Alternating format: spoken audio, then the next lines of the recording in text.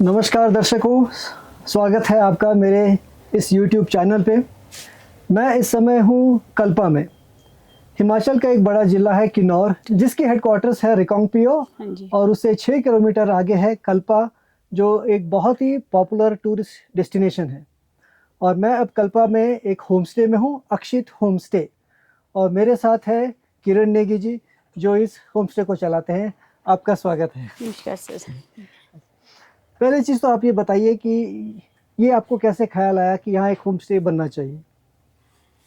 Sir lockdown में बहुत सारे टूरिस्ट आ रहे थे, तो हमारा घर था छोटा सा, तो हमने ऐसे ही हमारे ख्याल आया जब टूरिस्ट आ रहे। एक बार मैं रोड पे थी तो किसी ने मुझसे पूछा कि मैम यहाँ पे होम स्टे मिलेगा, तो तब मेरे दिमाग में आया कि हम भी मतलब होम स्टे चलाएं, होम स्टे खोलें। तो फिर हमने लॉकडाउन में 2021 में होम स्टे खोला, चलाया, बस वहीं से अच्छा, ख्याल आया है बस। कि बहुत ही सुंदर लगी मुझे। मैं ये दूसरी बार आ रहा हूँ। थोड़ा अब इस होम स्टे के बारे में बताइए दर्शकों को। हमारे होम स्टे में 3 रूम्स है। जैसे कि यहाँ पे होम स्टेज में ज़्यादा से ज़्यादा 3 या 4 रूम्स के ही हमारे को परमिशन है, और 4 रूम्स तक ही लाइसेंस जो है मिलता है होम स्टे के लिए। तो इन 3 रूम में सारी फैसिलिटीज़ हैं, और हमारे पास बड़ा एटीक भी है जिसमें बड़ी फैमिली हो, जैसे ग्रुप्स आते हैं बॉयज़ के, गर्ल्स के, और वॉशरूम्स हैं, वाईफाई है, स्मार्ट टीवी है।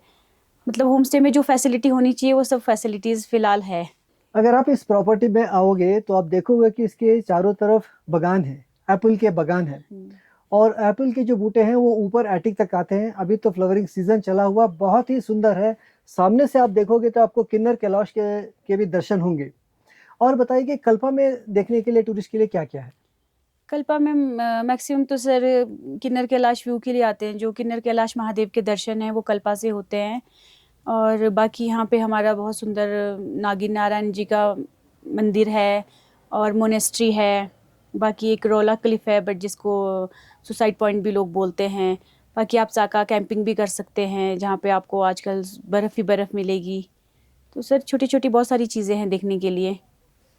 अच्छा, तो एक और चीज़ मैं दर्शकों को बताना चाहूँगा कि इस होम स्टे के साथ-साथ इन्होंने थोड़ी ही दूर में एक रेस्टोरेंट भी खोला है, द मिस्टिक फैमिली रेस्टोरेंट। ज़रा उस रेस्टोरेंट के बारे में बताइए। तो होम स्टे के बाद सर दिमाग में आया कि यहाँ पे फूड को लेके बहुत ज़्यादा प्रॉब्लम थी, क्योंकि जितने भी होटल होम स्टे वो सब अपना, और बाहर ऐसे कोई ओपन रेस्टोरेंट था नहीं। 2-3 छोटे-छोटे ढाबे हैं आगे कल्पा मार्केट में। तो हमारे साथ जो है घर के साथ स्टेडियम है और स्कूल भी है, तो हमारे दिमाग में आया कि एक ओपन फैमिली रेस्टोरेंट खोला जाए, तब जाकि सबको मतलब ज़्यादा दिक्कत ना आए ढूँढने में और खाने को लेकर। तो हमने साथ में रेस्टोरेंट इसी तरह से ही खोला, इसी तरह ही खोला हर कुछ। तो ये है उनका मेनू। अब देखिए कितनी सुंदरता से बनाया है, आगे और पीछे। कल्पा। इनकी रेस्टोरेंट का मेनू कार्ड है ये। मैं इनको मानता हूँ कि ये एक सेल्फ मेड एंटरप्रेन्योर हैं। अपनी जर्नी के बारे में बताइए कि जनरली जहाँ एक महिला सिर्फ एक हाउसवाइफ होती है, आपने होम स्टे और रेस्टोरेंट चलाया और आगे भी आपके बहुत सारे प्लान्स हैं। ये सफ़र कैसा रहा आपका? सर सच तो ये सफ़र तो बहुत ही टफ भी था, क्योंकि अब सिर्फ सर सेब के ऊपर डिपेंड नहीं रह सकते हैं। लोगों के पास बहुत सारी चीज़ें ऑप्शन में है, गवर्नमेंट जॉब है ये, बट हमारे पास ऐसा कुछ नहीं था। तो हमने पहले होम स्टे चलाने की सोची, जिससे हमको बहुत अच्छी इनकम आई और इनकम आ रही है। तो होम स्टे हमारा बहुत अच्छा चला। फिर उसके बाद हमने सोचा कि चलो अब उसके काम को बढ़ाया जाए। अब हमने फिर शॉप खोली, फिर हमने रेस्टोरेंट खोला, बट अब हम होटल बना रहे हैं। तो सर जर्नी तो थोड़ी टफ ही रही। एक महिला को एंटरप्रेन्योर बनने में कितनी दिक्कत आती है पुरुष के मुकाबले में? सर बहुत दिक्कत आती है, बहुत सारी चीज़ें हमको फेस करनी पड़ती है घर वालों की। सबसे बड़ी बात होती है घर से, जब आपके घर पे ही आपको लोग सपोर्ट ना करें। चलो मेरे सर हस्बैंड बहुत अच्छे हैं, उन्होंने मुझे हर चीज़ में बहुत सपोर्ट किया है ये, बट और भी बहुत सारे ऐसे लोग होते हैं फैमिली में जो बिल्कुल सपोर्ट नहीं करते हैं कि ये क्या है, क्यों बाहर निकलते टाइम ये कहाँ जा रहे हैं, क्यों कर रहे हैं, ये कैसा काम खोला है, किस टाइप के लोग आ रहे हैं। सर बहुत सारी प्रॉब्लम्स होती हैं, बहुत सारे लोगों से बहुत सारी बातें सुननी पड़ती हैं। तो इतना आसान नहीं है सर, तो बहुत जो टफ है। महिलाएं इस प्रोग्राम को देख रही हैं, वो इनसे इंस्पायर होना चाहिए। आप ऐसी महिलाओं के लिए क्या संदेश देना चाहेंगे? ये कि आज की डेट में सब बहुत ज़्यादा, सभी लोग बहुत ज़्यादा सेल्फिश हो गए हैं, कोई किसी की हेल्प नहीं करता है, कोई किसी की वो नहीं है। ये है कि सब एक दूसरे की बहुत ज़्यादा टांग खींचते हैं। टांग मीन्स कि अगर आप थोड़ा भी कुछ कर रहे हैं तो कोई आपको उसमें सपोर्ट हेल्प नहीं करता है, सब आपको नीचे ही गिराने की कोशिश करते हैं। बट आपने लोगों की नहीं देखनी सुननी है, आपने अपना काम अपने उससे करना है, आपने अपनी फैमिली खुद चलानी है। तो अच्छा होगा कि आप दूसरों की ना सुने करें।